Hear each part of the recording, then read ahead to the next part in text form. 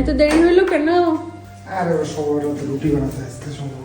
আহা, আজকে বিকেলের দিকে তোমাদের ভাইয়া গ্রামে গেছিল, আর গ্রাম থেকে কি কি নিয়ে আসলো সেটাই তোমাদের সাথে শেয়ার করব। প্রথমে খেজুরের রস বের করলো, এরপর এনেছিল মাছ, অনেক রকম মাছ ছিল।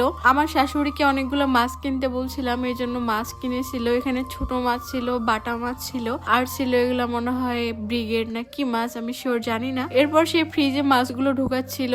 আমাদের পুরো ফ্রিজ মাছ দিয়ে ভর্তি। আমরা মাছ এতটাই পছন্দ করি যে শুধু মাছ দিয়ে ভর্তি করে রেখেছি। আর একটা ব্যাগে ছিল খাবার দাবার। কি খাবার দাবার সেটা একটু দেখাই। এখানে ছিল সাদা রুটি, আর ছিল হালুয়া, মাংস। আর যেহেতু সবে বরাত ছিল, তাই আসার সময় সে আমার খালা শাশুড়ির বাড়িতে গিয়েছিল। আমার খালা শাশুড়ি এগুলা দিয়েছে। ওইদিকে যেহেতু সবে বরাত পালন করা হয়, প্রতি বছর সবে বরাতের সময় আমাদের ইনভাইট করতো।